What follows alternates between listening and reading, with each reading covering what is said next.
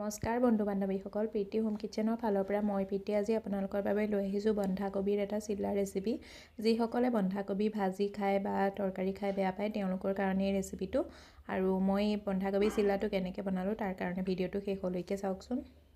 বন্ধাকবিৰ চিল্লা বনাবৰ কাৰণে মই এটা বন্ধাকবি যোনটো 1 কেজি ওজনৰ বন্ধাকবি হয় সেই ওজনৰ বন্ধাকবিটো এফাল বন্ধাকবি এনেকৈ একদম মিহিকৈ কাটি লৈছোঁ। আপোনালোকে বন্ধাকবিটো মিহিকৈ নাকাটি পেলাই আপোনালোকে চপাৰত চপ কৰিও ল'ব পাৰে। আৰু এয়া মই 2টা গাজৰ কদ্দুকছ কৰি লৈছোঁ, এটা মূলাও লৈ লৈছোঁ কদ্দুকছ কৰি, আৰু এটা কেপচিকাম মই মিহিকৈ কাটি লৈছোঁ। এই ৰেচিপিটো বনাবৰ কাৰণে আপোনালোকে পিঁয়াজো ব্যৱহাৰ কৰিব পাৰে। পিঁয়াজটো মিহি মিহিকৈ কাটি ল'ব। আৰু এতিয়া মই ডাঙৰ চাইজৰ এটা বাচন লৈ লৈছোঁ। বাচনটোত মই গোটেই বন্ধাকবিখিনি আৰু যিখিনি আমি গাজৰ মূলা কেপচিকাম কাটি থৈছোঁ গোটেইখিনি ইয়াত এড কৰি দিম। বন্ধাকবিৰ ভাজি খাবলৈ বা বন্ধাকবিৰ তৰকাৰী খাবলৈ একেবাৰে ভাল নালাগে, নহয়নে বাৰু? যিসকলে ভাল পায় মই সকলোৰে কথা কোৱা নাই, কিন্তু এই ৰেচিপিটো যিসকলে বন্ধাকবি বেয়া পায় একেবাৰে বেয়া পায় তেওঁলোকেও বহুতেই ভাল পাব। বিৰাটেই টেষ্টি এইটো ৰেচিপি হয়। আৰু ইয়াত মই গোটেইখিনি বস্তু একেলগ কৰি লৈ মিলাই ল'লোঁ। মই ইয়াত 2টা কেঁচা জলকীয়াও দি দিছোঁ মিহি মিহিকৈ কাটি। আপোনালোকে যদি সৰু ল'ৰা ছোৱালীৰ কাৰণে বনায় তেতিয়াহ'লে কেঁচা জলকীয়াটো নিদিব। নিজৰ সোৱাদ অনুসৰি নিমখ এড কৰি দিছোঁ বা আধা চামুচ নিমখ এড কৰি দিছোঁ। আৰু আধা চামুচ মই হালধি পাউডাৰো এড কৰি দিছোঁ। এইটো কালাৰটো ধুনীয়া লাগে হালধি পাউডাৰটো দিলে। এতিয়া মই এইখিনি ভালদৰে একদম মিলাই ল'ম। আৰু বন্ধাকবিৰ এই চিল্লাটো বনাবৰ কাৰণে আপুনি ফুলকবিও ব্যৱহাৰ কৰিব পাৰে বা আপোনাৰ নিজৰ মন পচন্দৰ চব্জি, যিবোৰ চব্জি ধৰক মানে আপুনি খাবলৈ অকণমান বেয়াও পায়, কিন্তু সেই সকলোবোৰ চব্জি ইয়াত এড কৰি দিলে এই চিল্লাটো বিৰাটেই টেষ্টি হৈ যায়। আৰু ইয়াত চাওক মোৰ নিমখখিনি হালধি পাউডাৰ দি পেলাই এইখিনি মিলাই হৈ গ'ল ভালদৰে। আৰু এইখিনি মিলাই দিয়াৰ লগতে নিমখ দিয়াৰ লগতে অকণমান সময় নিমখ দি পেলাই মই 5 মিনিটমান ঢাকি পেলাই থৈ দিছিলোঁ যাতে নিমখে পানীটো এৰি দিয়া। আৰু ইয়াত মই এতিয়া 1 বাতি এনেকুৱা সৰু চাইজৰ বাতি এটা লৈ লৈছোঁ। বাতিটো দি 1 বাতি বেচন লৈ লৈছোঁ। বেচনটোৰ মই আধা বাতি বেচন ইউজ কৰিছোঁ প্ৰথমতে। 1 বাতি বেচনত 50 গ্ৰামমান বেচন হ'ব আৰু গ্ৰাম হিচাপত। আৰু আধা বাতি মই বেচন ইউজ কৰাৰ পিছত মই ইয়াত সৰু চাইজৰ 50 গ্ৰাম বেচনৰ কাৰণে মই 25 গ্ৰাম চাউলৰ আটা লৈ লৈছোঁ, মানে পিঠাগুড়ি লৈ লৈছোঁ।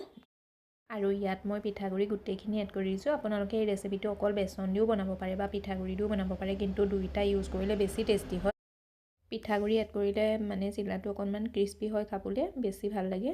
আৰু বেচনটোতো বাইণ্ডিঙৰ কাৰণে এড কৰিবই লাগে। এতিয়া মই এইখিনি ভালদৰে মিলাই ল'ম। ইয়াত মই পানী ইউজ কৰা নাই, নিমখে যোনটো পানী এৰি দিছে সেই পানীখিনিতে এইটো মই ধুনীয়াকৈ মিলাই ল'ম। যদি আপোনালোকক অকণমান বেছি টাইটৰ নিচিনা লাগে তেতিয়া অকণমান পানী ইউজ কৰিব। মোৰ অকণমান লাগিছিলে, লাগাত মই অকণমান হাতত একদম মানে 2 চামুচমান পানী হ'ব সেই পানীকণেই মই ইউজ কৰিছোঁ। এয়া চাওক 2 চামুচমান পানী মই এনেকৈ লৈ পেলাই ধুনীয়াকৈ মিলাই দিছোঁ। মিলাই দিয়াতে মোৰ হৈ গ'ল। আৰু মোৰ বেচনখিনিও 1 বাতি বেচন নালাগিলে, মানে 25 গ্ৰামেই বেচন 50 গ্ৰাম বেচন লৈছিলোঁ, বেচনৰ 25 গ্ৰাম বেচনেই ইউজ কৰিলোঁ। আৰু এইখিনি মিলাই পেলাই এনেকৈ এটা লাডু বান্ধি চাব। যদি লাডুটো বান্ধি যায় তেতিয়াহ'লে জানিব এইটো আমাৰ পাৰফেক্ট হৈ গৈছে। আনফালে মই এখন টাৱা গৰম কৰি লৈছোঁ। টাৱাখনত 1 চামুচ তেল গৰম কৰিব লাগে, বহুত বেছি তেল নালাগে। মোৰ পৰা এবাৰ প্ৰথমবাৰত অকণমান তেল বেছিয়ে পৰি গ'ল, কিন্তু তেলখিনি পৰি গ'ল যেতিয়াওতো উপায় নাই ন। আৰু মই তেলখিনি এনেকৈ গোটেই টাৱাখনত এডাল ব্ৰাছ দি মিলাই লৈছোঁ। আপোনালোকৰ যদি নন ষ্টিক পেন আছে তেতিয়াহ'লে আপোনালোকে নন ষ্টিক পেনতো বনাব পাৰে। এতিয়া মই অকণমান এনেকৈ ষ্টাফিং হাতত লৈ ল'ম, এটা মানে যেনেকৈ আমি ৰুটিৰ কাৰণে লাডু বনাওঁ নহয় তেনেকৈ লৈ ল'ম। লৈ পেলাই এনেকৈ হাতেদি দবাই এইটো চিল্লাটো বহল কৰি দিম। এইটোত আপোনাৰ তাপ নালাগে, গৰম অনুভৱ নহয়, গৰম নালাগেও, আমি কাৰণ ষ্টাফিংখিনিতহে হাত লগাম। আৰু এইটো ল' টু মিডিয়াম ফ্লেমত আমি 3 পৰা 4 মিনিটমানৰ কাৰণে এইটো এটা ছাইডত সিজিবলৈ দিম। মই এইটো সিজাওঁতে ঢাকি দিছোঁ। আৰু চাউকে মই ষ্টাফিংটো দিওঁতে এনেকৈ হাতে দবাই দিছোঁ যাতে এইটো যিমান পাৰে সিমান পাতলা কৰি দিব পাৰে। আৰু আপোনালোকে যদি এইটো সৰু চাইজতো বনাব বিচাৰে, মানে যেনেকৈ আমি মালপোৱা বনাওঁ তেনেকুৱাও বনাব পাৰে। সৰু চাইজত বনালে আপুনি এবাৰতে 3টা 4টাকেও দি দিব পাৰিব। আৰু এই ৰেচিপিটো বিৰাটেই টেষ্টি হয়। এতিয়া মই এইটো ঢাকি পেলাই 3 মিনিটমানৰ কাৰণে সিজিবলৈ দিম এটা চাইডে। এই ৰেচিপিটো আপুনি ঘৰৰ ল'ৰা ছোৱালীকো বনাই খুৱাব পাৰে। যেতিয়া সৰু ল'ৰা ছোৱালীবিলাকে চব্জিবোৰ খাবলৈ টান পায় ন, যেনেকৈ বন্ধাকবি খাবলৈ টান পায়, বহুত ল'ৰা ছোৱালী আছে বন্ধাকবি খাবলৈ টান পায়, ফুলকবি খাবলৈ টান পায়, কিন্তু চব্জিবিলাক নাখায় ন, তেনেকুৱাত আপুনি এই ৰেচিপিটো বনাই খুৱাব পাৰে। মানে হেল্থিও হয় আৰু আপুনি এইটো টিফিনতো দি পঠাব পাৰে। বহুতেই ধুনীয়া ৰেচিপি। আৰু এয়া মই এটা চাইডে সিজোৱা 3 মিনিট হৈছিলে, 3 মিনিটত অকণমান কম সিজিছে কাৰণ মোৰ এটা চাইডে অকণমান ফাটি গৈছে। 3 মিনিটতকৈ অকণমান আপোনালোকে 4 মিনিটমান সিজাব। এতিয়া মই সেইটো উল্টাই দিলোঁ, উল্টাই পেলাই মই ঢাকি পেলাই 2 মিনিটমানৰ কাৰণে হাই ফ্লেমত এইটো সিজিবলৈ দিম। মানে 3 মিনিট আপুনি 4 মিনিট আপুনি ল' ফ্লেমত সিজাব আৰু 2 মিনিট হাই ফ্লেমত সিজাই। হাই ফ্লেমত সিজাই দিলে এই চিল্লাটো হৈ যায়। আৰু এয়া চাওক মোৰ এবাৰৰ চিল্লাটো হৈ গ'ল। এইটো মই এতিয়া উলিয়াই ল'ম। আৰু এটা চিল্লা বনাই মই দেখাই দিছোঁ। এয়া চাওক টাৱাখনত যেতিয়া চিল্লাটো নমাই নহয়, গেছটো একেবাৰে ল' ফ্লেম কৰি দিব।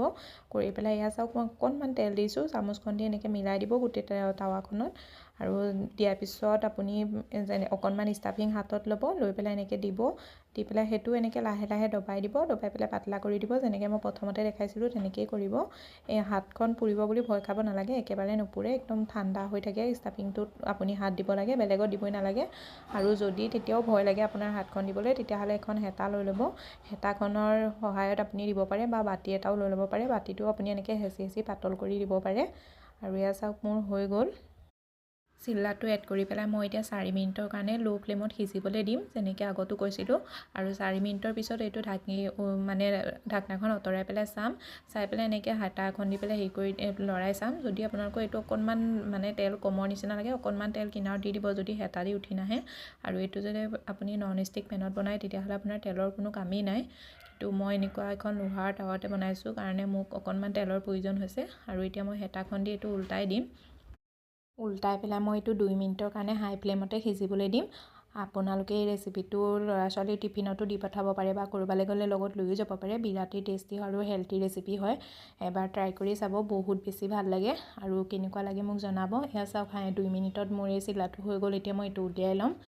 চেম প্ৰচেছতে মই গোটেইকেইটা চিল্লা বনাই ল'লোঁ। আৰু আপোনালোকক মোৰ আজিৰ ৰেচিপিটো কেনেকুৱা লাগিছে, যদি ভাল লাগিছে ভিডিঅ'টো লাইক কৰি দিব, শ্বেয়াৰ কৰি দিব। আৰু চেনেলটো ছাবস্ক্ৰাইব কৰিবলৈ নাপাহৰিব। লগতে বেল আইকনটো প্ৰেছ কৰি দিব, এনেকুৱা ভিডিঅ'বোৰ আগলৈও পাই থাকিবৰ কাৰণে। আপোনালোকে এই ৰেচিপিটো গ্ৰীণ চাটনিৰ লগত, ধনিয়া চাটনিৰ লগতো ছাৰ্ভ কৰিব পাৰে, চাহৰ লগতো কৰিব পাৰে, বা টমাটাৰ কেটচপৰ লগতো কৰিব পাৰে। মই আজি গ্ৰীণ চাটনিৰ লগতে ছাৰ্ভ কৰিছোঁ। এনেকুৱা নহয় যে এই চিল্লাটো খাবৰ কাৰণে আপোনাক চাটনিৰ প্ৰয়োজন, টমাটাৰ কেটচপৰ প্ৰয়োজন, বা চাহৰ প্ৰয়োজন। এইটো আপুনি এনেই খাই ল'ব পাৰে, ইমানেই টেষ্টি হয়। আৰু এই ৰেচিপিটো এবাৰ ট্ৰাই কৰি চাব। মোৰ ঘৰতো ঠাণ্ডাত এই ৰেচিপিটো 3-4 বাৰ বনেই সপ্তাহত। আৰু আপোনালোকেও এবাৰ ট্ৰাই কৰি চাব। আৰু মই যোনবোৰ ৰেচিপি আপোনালোকৰ মাজলৈ আনো, সেই সকলোবোৰ ৰেচিপি মই প্ৰথমতে ঘৰত ট্ৰাই কৰোঁ, তাৰপিছতহে আনো।